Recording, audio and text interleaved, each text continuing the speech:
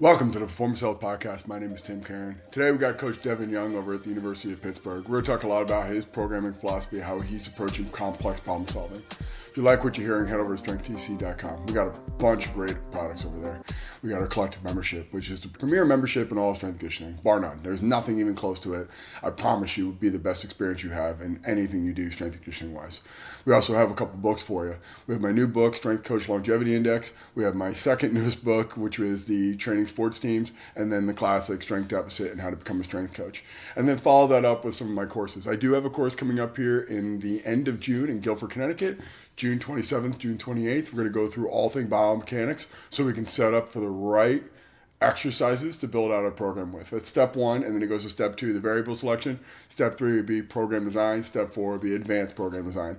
So level one, June 27th, June 28th, Guilford, Connecticut. It is an amazing deal. Gets you a lot of access to a lot of program design elements, and it's going to be a foundation to a bunch of other steps that I've built in for you. All right, let's get talking to Coach Devin Young. Excited about this episode. All right, we are back. Here we go. I'm fired up to get the season cranked up again. We got Coach Devin Young, University of Pittsburgh. Devin, how are you? Good, Tim. How's everything been, man? Super fantastic, man. Appreciate you being on. All right, so we're going to talk about programming with groups here. And one of the things I want to get to is, what is your workflow? How do you start to craft a program from start to finish? And then we have an interesting problem and a thought experiment to work through coming up here with the advent of a new facility. So I'd love to dive into that, man. So without further ado, get me through the top line. Coming into, let's say, the fall semester, you got your spring sport teams getting ready for their off season. What is your workflow? How do you start? And then how do you start to get from maybe July-ish to September where you're ready to rip for programming? Yeah, so I love annual plans, right? I have track and field, which obviously super easy. We know when we need to peak. We know when we need to be our fastest. Softball, on the other hand, team sport, right? We sometimes have, I think next week we've got 2 midweeks. So I'm not even going to get to train them at all by the time they come back. Tuesday midweek, Wednesday midweek, they leave Thursday for another thing. I still love creating an annual plan. And I know me and my staff have gone back and forth with this of, well, does it really matter? But for me, I like to just have that 30,000 foot view of what are we doing? What is my GPP block look? What's my first intensification block look? So really from the middle of summer, usually probably around the end of July, early August, my coaching staffs are all kind of back. Softball's done recruiting. Track has kind of had their break. They're coming back.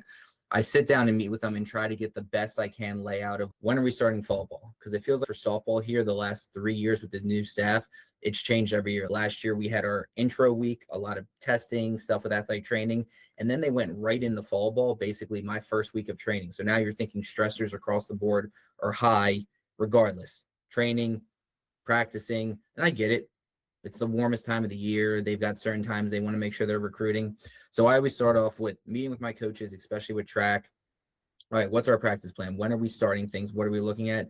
And then build out my intro. I usually have anywhere between a 2 to 3 week intro for my freshmen transfers coming in, especially here with track. We're getting anywhere between 7 to 12 transfers a year. And again, don't know where they're coming from. I mean, I know where they're coming from, but maybe not know their background, might not know the strength coach they're at.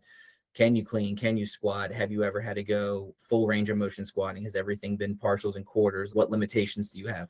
So basically building out my annual plan, looking at my intro block into our first accumulation block, into our intensification block, and then usually kind of not ending with a peak, but just softball, we're ending with a retest, right? And that kind of builds out my 15-ish weeks, plus or minus 1 or 2 weeks, depending on fall break, Thanksgiving. I'm usually guaranteed 13 weeks of training. Obviously, me and you have had these conversations before. Thibodeau and Ben Prentice have been huge inspirations to me of that omni contraction. This past spring really dove in with Ben learning his quad current system of how can I take those principles, bring them into my training. Again, Ben's stuff is awesome, but it works in his facility. Now I'm trying to do it in my limitations, time. It's an off season, but softball, it's not really an off season. Our fall ball games matter to our coaching staff. So cool. I can say, hey, we're in accumulation block during our first 4 weeks and you've got 2 games. You're going to be sore. You're going to be beat up. They still want to make sure the girls are performing. So how do I manipulate these as I go through? But annual plan, kind of building out that intro block, building my accumulation block, making sure, all right, am I going to want to start off with long duration ISOs for this intro block? Done it in the past, have changed it up before.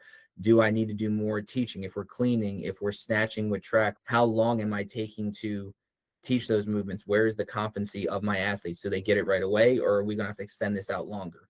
I guess a side note also for track, week 7 is the start of their 20 hours. The coaches test them on the field and also want to do their weight room test. So they kind of get built up a little bit differently to where we'll hit an accumulation block, and our intensification block basically will build maybe from triples, doubles, singles. So that way week 7, that's not the first time they're trying to put something heavy on their back for singles.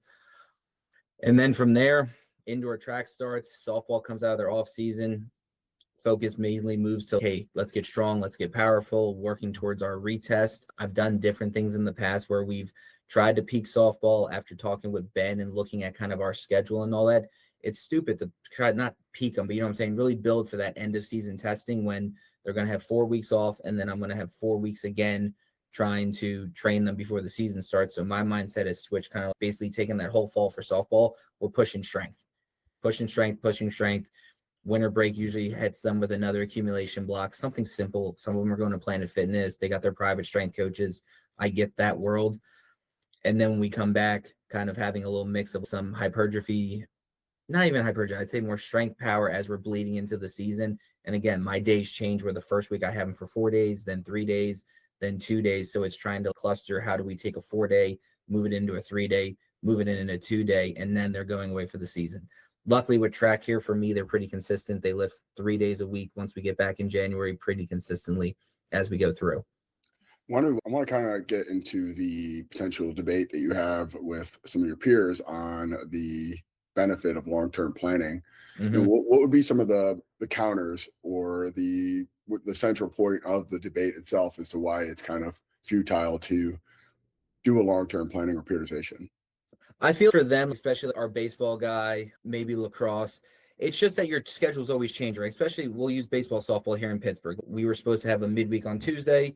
All of a sudden we got hit with an ice storm, and then that got moved. So now maybe instead of having 1 lift day, 2 lift days. So if you're trying to, I guess in their mind, structure everything, and not saying they don't have a plan, they don't have a vision of how they're kind of building throughout the semester, but trying to have this annual plan, and all of a sudden it's getting thrown out. This day's changing. You were supposed to have a 3-week block. Now it's a 2-week block because a midweek that was 2 weeks ago is now a double header or a Tuesday, Wednesday on the following week.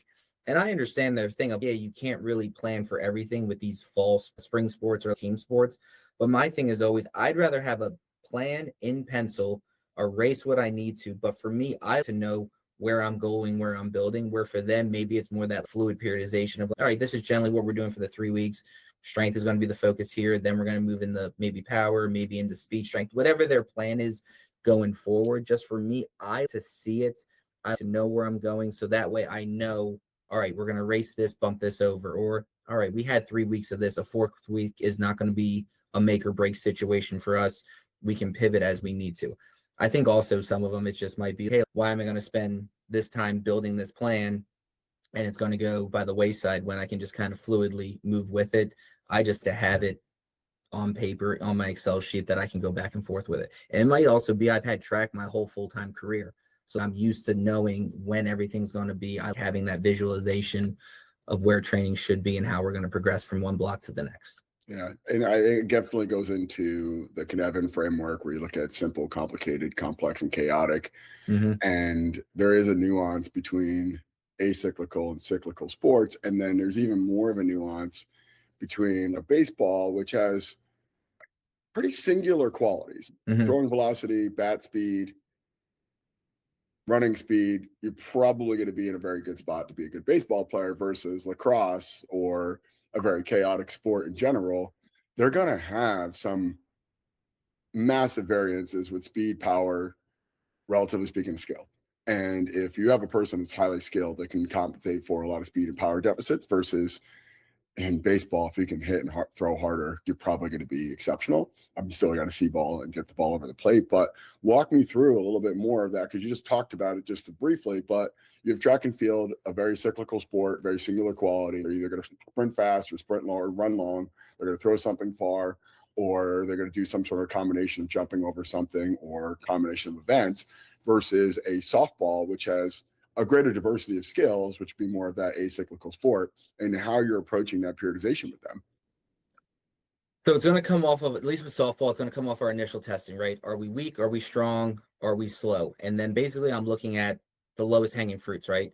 Historically, we had a lot of transfers coming in, new coaching staff. So the first 2 years was just, we need to put a team together, especially my softball staff's first year. They didn't get hired till maybe mid-July, full staff got together, maybe end of July. So now they're just going through the portal of just, we need to put a team together. So what was our low hanging fruit for us has always kind of been strength and speed. We need to be stronger. And when we sprint, I time everything. If we're sprinting that day, we're timing them. And my first year here, if we had girls running 3-1s, 3-2s, they were fast.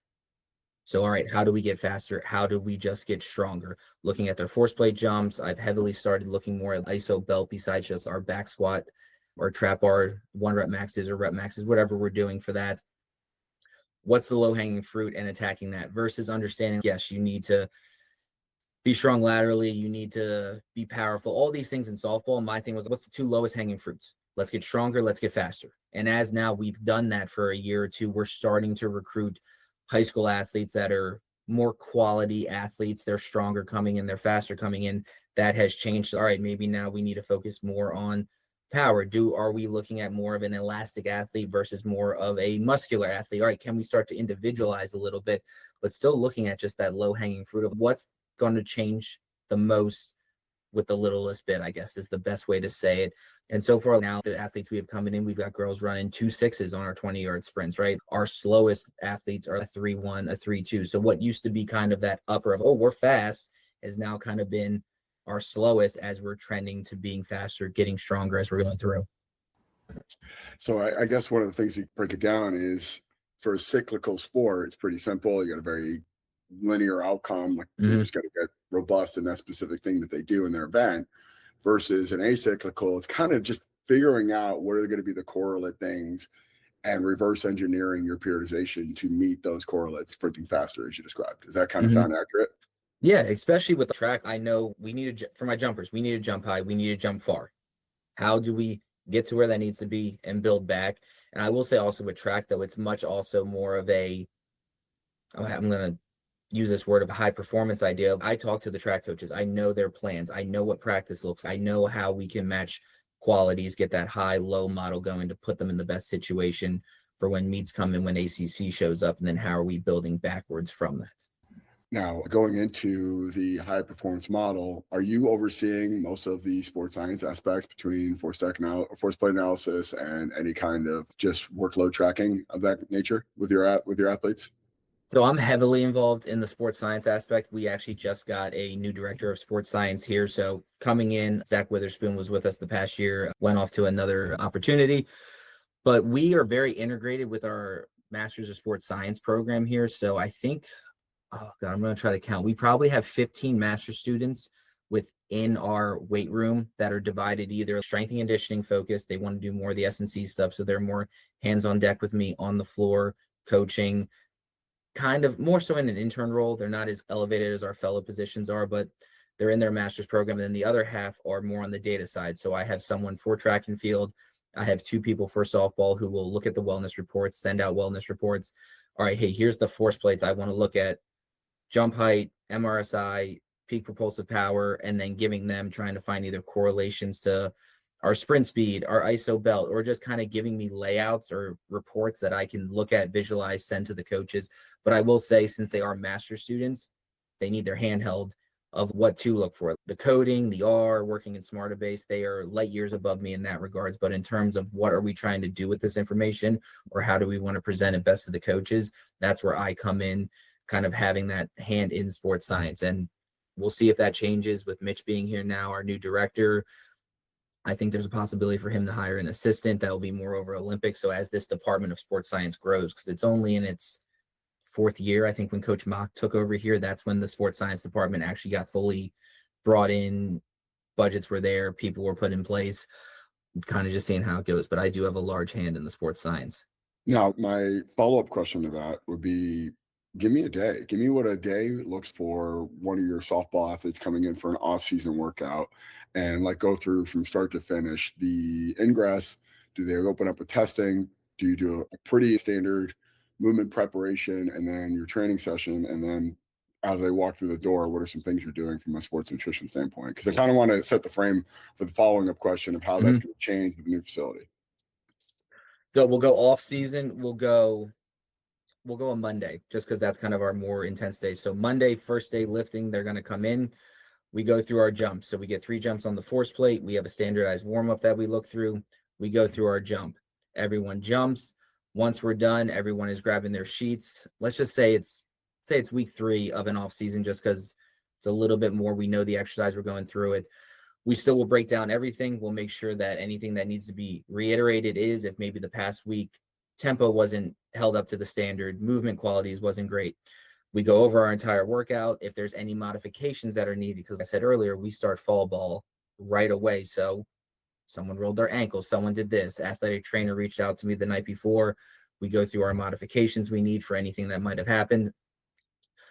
Once we're done, they're in their spots. I'm very much kind of a in-place movement prep person. So we start off with our thermal stuff. It might be something simple, couple jumping jacks, couple skips, just something to get the body warm. We move into our mobility piece, which is going to be specific to that day. If we're squatting that day, we're looking at ankles, we're looking at hips, we're doing some FRC stuff. We're working on our cars for our hips and ankles. We're going through end range. We'll then move into our activation, whether that is single leg glute bridges, iso holds, whatever we're doing for that day specific to the lift. And then we move into our primer, which is just something short, quick, some CNS bursts. I'm a big fan of putting in some 2-inch runs, which I think I might have stole from one of your old assistants or something you used to do. I remember seeing it from Brian Phillips back in the day. So we hit some quick 2-inch runs, get the CNS going, and then they bleed into that first A block. I really try with my movement prep and my warm-ups. I think I stole this from Carizzi. It shouldn't be sectional, right? Warm-up stops, lift stops. I want things to kind of flow into each other, and it's changed a little bit this year. We did a little bit more bucketing, so their warm up and then their prep block 1, 2, and 3 kind of bled a little bit through. After our warm up, we're going into our A block. So whether that is cleans for the day, supersetted with plyos, or it could be clean supersetted with our cores. I try to make sure if we're doing any of our explosive work, the rest is there. We both know that we need that rest to then have those high outputs. But let's face it, I'm only in 45 minutes to an hour. I need to get those things in. So I'll kind of take a little bit of a Mike Boyle approach of, cool, core is important. We're going to superset with more of an active rest of core, whether it's anti-flexion, anti-rotation, pairing them together, making sure they're getting their rest for their next ones. We hit our big upper lower body throughout the day, supersetted with a mobility, possibly then an upper body push pull, and then we finish off with our accessories. And again, it changes a little bit depending on how much I'm diving into that omni contraction. Is everything eccentric on that Monday? If it is, you're probably only going to see our Olympic movement, plyo, core, our big lower, big upper, and then either a posterior or a pull, right? Keeping it very, maybe 5 exercises, because the time under tension is going to take more of that time away. And since I do have them for 4 days, I'll usually sneak all our accessory stuff, or what I call our weakness day, on that day 4. We go through everything. At the end, we have 1 to 2 cool down exercises. This past year, I've been doing a lot of the Eldoa stuff. So they'll have specific Eldoa exercises for what they need. And that's kind of based off of the FMS our athletic trainer does, injury history, and trying to make it a little specific to make sure that we're trying to help them out the best we can. All right. So how much of the room are you currently using from the start to the finish? Do you have an allocated movement prep area? Do you have, how many racks do you have currently? And then the accessory equipment, the anti-flexion, extension, rotation, paired up with some of the primaries, or the supersets or the pairings that you're doing within a normal traditional A block, B block, C block.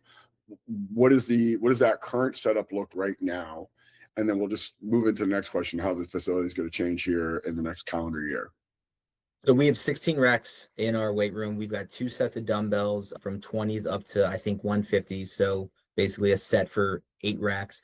With softball, I have usually one whole side of the room. So I've got 8 platforms. I've got 8 racks, got a set of dumbbells. We've got 4 Kaiser machines off to the side.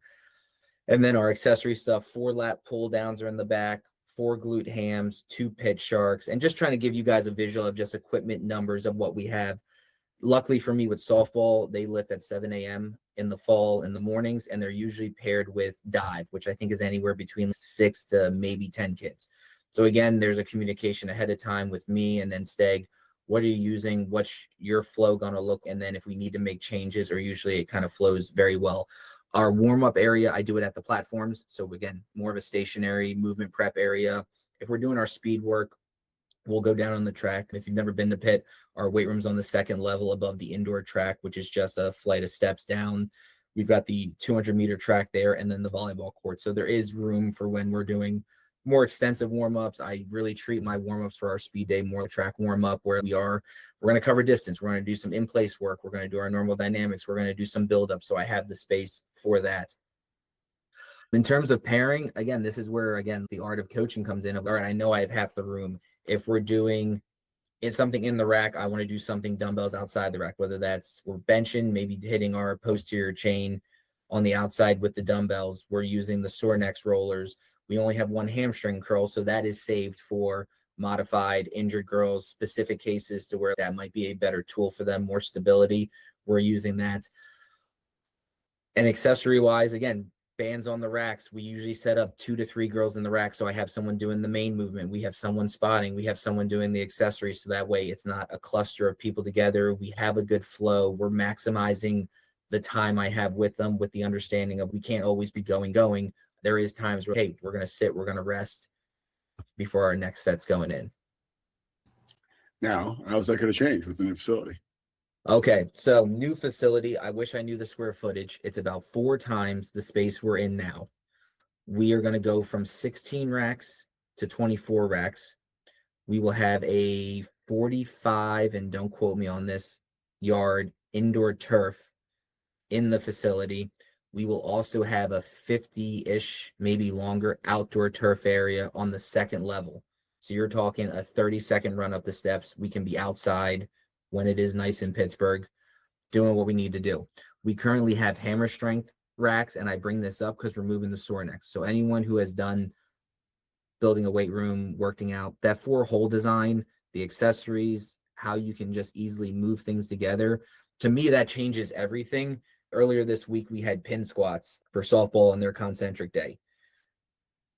You set them at one height, I feel like the girls are too low. You bump them up the next, they're almost fully standing because it's a 3.5-inch difference from where the first pin to the second pins. Where the Sorinex ones, you're at an inch difference. You can really manipulate, change it. You can throw pins in. I know you're not a huge fan of the jammer arms, but we have jammer arms now, which opens up a whole new thing of just exercises, whether we're looking at core, we're looking at maybe doing a little more dynamic pull-off presses. Again, having the turf inside. Right now, I set the timing gates on the back side of the rack. So I got maybe about 5 feet from the end of the rack to where the lat pull downs, hammer row, glute hams are. And I got roughly 30 yards from where we start the sprint to the end of it. So if we're running 20s, that's only a 10-yard deceleration area. Not great. And there's also a back door there. So the possibility of someone coming up the back steps open up. A lot of things could go wrong, but I also value the sprinting so much that I want to get it in. Usually in the in-season, softball lifts the same time track practices is practicing. It's wintertime in Pittsburgh, so they're using the indoor track. So now having this whole outdoor and indoor turf area, sprinting becomes a whole lot easier, whether that's I can have 2 sets of gates up. So now I can get through my sprints twice as fast. I've got more space. I'm not worried about someone running into each other. In terms of our movement prep, diving into a lot of bends, hip stuff with furniture sliders. Now we have the turf area to where now this just opens up a whole nother area of possibilities. But at the same time now, I've been successful since we've been here. Our girls get stronger. Our girls get faster. Our injury rates every year seem to be getting a little bit better. And again, that is plus or minus what we do, what athletic training does, the type of athletes we coming in. But now I'm thinking of, okay, for my overcoming ISO day, if I'm doing my omni contraction day, am I going to just set up more pins? Is it going to be, we're going to pushing into the safeties laying on the ground versus a bench into moving J hooks? Because again, you know, the hammer strength and ones, you push into them, you get a little bit of travel before they go in. So now my mind is spinning of how much do I want to change? How much am I going to manipulate versus are we just going to keep what we know and maybe now just use these different tools better to our advantage? And even spacing wise, do my lifts become 35 minutes if I now can get 2 girls to a rack instead of 3 girls to a rack? Do I add more? Do I take more away? Do I spend more time resting? Do I add more to our movement prep to get help with some mobility issues we're having? Do I add more to our cool? There's just a lot of things coming into it. And again, I've only been in the room once or twice. We don't even have all our equipment in there yet. So it's, what does it fully look? Do we now have more space? Are we trying to cram more teams in at a certain time versus the schedule we have now. Yeah. So the central theme of part 3 of my book, Training Sports Teams, goes into this question: is your program decided by the weight room, or is your weight room decided by the program? Mm-hmm. And it's not semantics. It's a very critical question, because one thing that we learn in strength conditioning, we have an idea of what our program should look from an overall schematic, right? We're an A series, B series, push, pull, antagonist pairings, 3-day total body, speed, movement prep, et cetera, et cetera. That's our general operating system, right? So if we have a default, okay, it's going to go to that. Then we get a weight room, and we start to manipulate that general SOP into something that's more congruent with the weight room, right? Sharing a weight room with divers at 7 a.m. or not having accessibility to glued hams, which is a piece that I'm going to need to do for a upper body press with a knee dominant posterior chain. Okay, so that's going to change a little bit. So I might do a hip dominant because it's just more congruent with the space I have. As we start to have this really big thought right now, you've learned to adapt to the environment that you're in and still get to whatever outcome you want. Now you're facing that really big inflection point of, I can manipulate the weight room to serve the needs of the program. And it's a very challenging thing to do. And most people never really appreciate it until they actually get put in that circumstance. And the first thing you're doing in this situation, and I think you're on the right track, is evaluating all of the weak spots and blind spots that you currently have with your programming.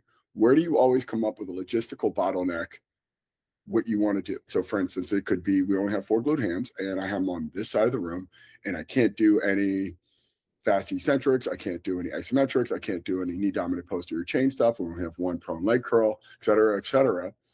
That's where you start. Every single time you write a program, where is the bottleneck with my current facility, and how can you address that with a future facility? And then start to ask questions. And if I'm you, I'm not just asking those questions, what are the bottlenecks? I'm looking at specifically with the tools that we have, how do we adjust that rack to make sure I can accommodate those ISOs that you want to do? So if it's an inertial thing, or if it's an isometronic thing, or if it's just an overcoming, okay, I would say crash tether straps are bad. I would say the pins are better. Mm-hmm. And they're going to default to, and I'm just going to tell you how they're going to play this out. They're going to default to putting the crash tether straps because that's more of the signature thing. So unless you deliberately ask for it, they won't put it in. So you have to ask for the pins. And then you could easily get the crash bars in front, which may or may not be any better or different, but it could give you the opportunity to do some stuff in front as well.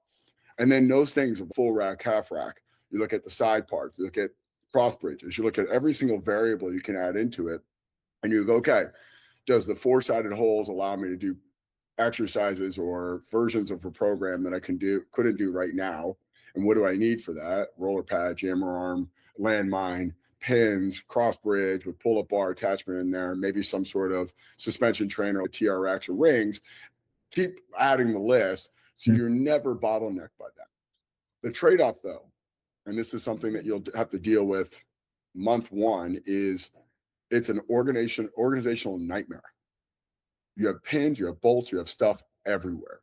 And you'll learn to figure out an operating system there. But I would not let that deter you from pushing as far as you possibly can from the programming there. And what I would do from this thought experiment is scratch everything you've ever done and work through a whole different operating system.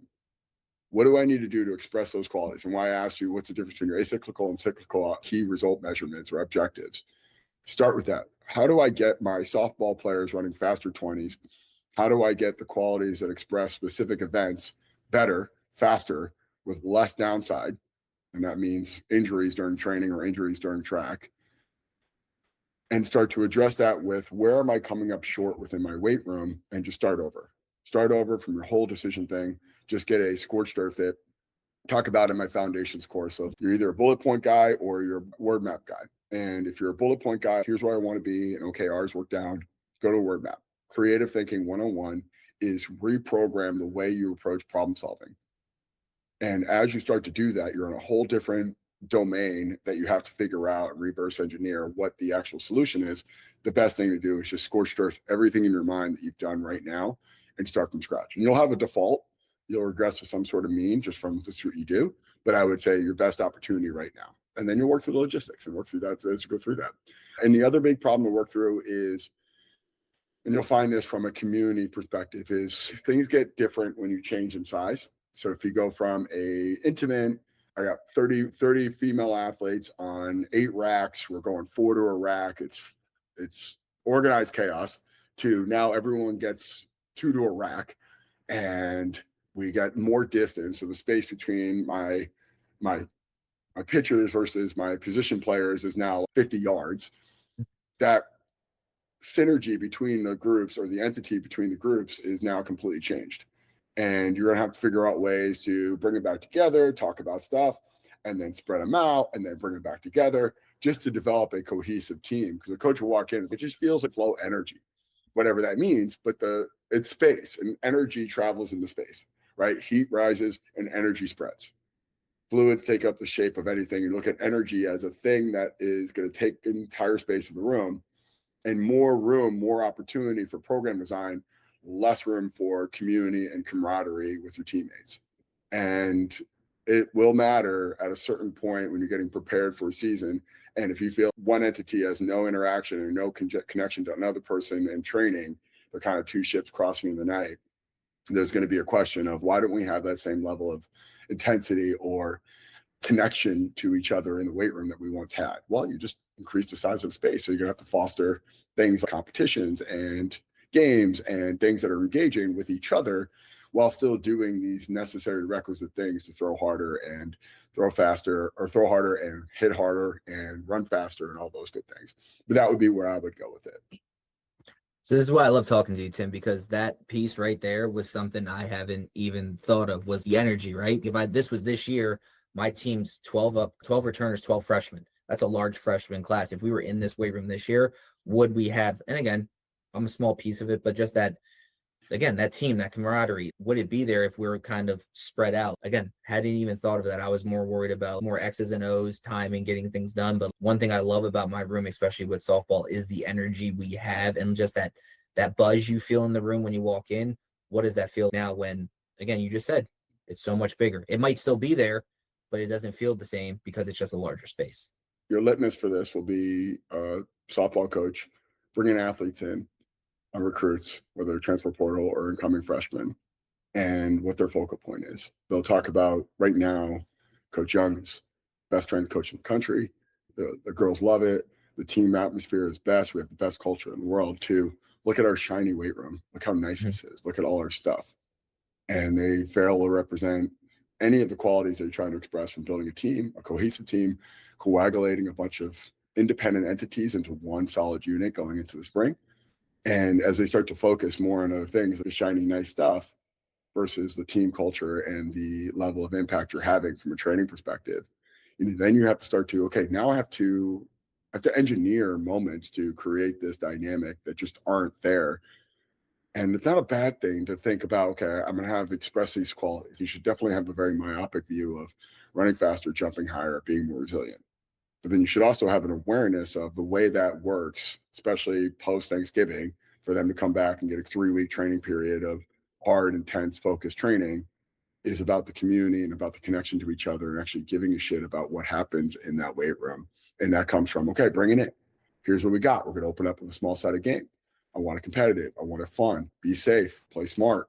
Let's make sure that we're ready to go. And the winner gets a set off, or something that you think is going to be valuable to them. And then from there, you go into the lift. And just stuff that you're probably not tracking from a culture perspective, you'll have to be more intentional with that. And as you work through that, you have a whole different way of reframing that, because you have space. You have space to do small-sided games or competitions or things that you didn't need to do before. Or as we talked about within the collective group of, what are some fun things to do at the end of a workout to make them compete? My idea was just making them do full-on mat drills. I would love to see a high school volleyball team do mat drills in 30-degree weather, but we can all dream here. But that would be where I would say the shift is. And the other big thing for you is, once you do get in there, just lift and explore the space. Don't default to, if I'm a betting person, I bet you go to one rack and do the same Monday, Wednesday, Friday lift that you normally do. I would use every single rack over the course of the first 3 months there. I would do programming that you would never do before, body part split, an upper lower, a 3-day total, just doing conditioning, doing sprint work, doing pairings, doing a small off routine, doing something where you're setting up a squat stand at the beginning of the turf and you're squatting 10 reps and you're sprinting as hard as you can. Do as much exotic stuff in this new space to rule it out and say, okay, that was crazy. Okay, we now know the outer limits. And maybe it's not. Maybe it's a whole different thing that you never anticipated before. And you just have to get in this creative thinking process that you've never done in order to create this opportunity that you've never had before. And you're at that inflection point for your program and you're able to get tremendous results. The only way it goes from here to here based off of now an upgraded room is if you're thinking outside the box you've never thought before. No, I'm lucky. I think the summer is when we're maybe going to move in. Again, it's been construction, things that have moved back, but I am excited. You just said, explore the room. I've never had jammer arms before. I'm excited for them. I might hate them. You won't need them. You won't need them. Yeah. You won't need them. You know what? I'm gonna bitch about jammer arms, and then I got a break here. But it is the horizontal loading on something that's loaded vertically, right? Resistance is greatest when it's perpendicular to gravity. So if I'm horizontally pushing something and the resistance is gravity based, meaning it's going down, you're doing nothing when you're loading up a jammer arm in a horizontal plane. Now, a rotational jammer where it's going from this horizontal to vertical does something because you're changing the vector of the load. When you're doing a leg press or a row, which is horizontal on a jammer arm, and you see everyone who does it, they don't feel anything, so they just put band tension on it. The only resistance is coming from the band. And effectively, you just made a very heavy, useless jammer arm for optics. It does nothing. Anyone who knows anything about physics or engineering can see that as clear as day. And it's the landmine is probably also right there with me. It's vertically loaded. So there's a couple exercises, like press, like single arm push press, maybe a row. Maybe you can get a little bit of horizontal loading. Maybe it's that inverted position or that angled position that gets great unique things. So doing a reverse lunge with it. So you're loading a little bit more in that frontal plane. But don't over exaggerate what the effect of that is and doing stupid, pointless exercises. I just find I'm sorry. I think when someone's doing a leg press or a row on it, it is the dumbest thing I've ever seen. And it makes no sense. Load up 8 plates on it. Yeah, for sure. You're literally no different. That guy who wears 3 weight belts and just does quarter reps on Instagram. You are the same person. You just don't realize it, but you're putting band tension on there. Jammer arms, rotational jammer is great. In the old hammer strength one or getting out the rack is great. If you need a lift off or a bench and it snaps back in place, sure. Especially the people going over 400 pounds on bench, I get that. But everything else, it just seems, I don't know, maybe the perturbation stuff. I don't mind that. I don't mind anything where you're actually leveraging the horizontal resistance, but let's not get it twisted. It's definitely not a great tool, relatively speaking, to some of the things that you're doing. A lot of times it's forced, but I'll end rant. I know there's people out there who violently disagree with me, and that's okay. That's the benefit of strength conditioning is we can have this discourse. All right, I got a break here. Thank you so much for this. This is awesome. Devin Young, we're going to find you on social media. You got programs out that you're sharing with everyone, which is awesome. Yep. I'll post about that. Anything else you want to plug?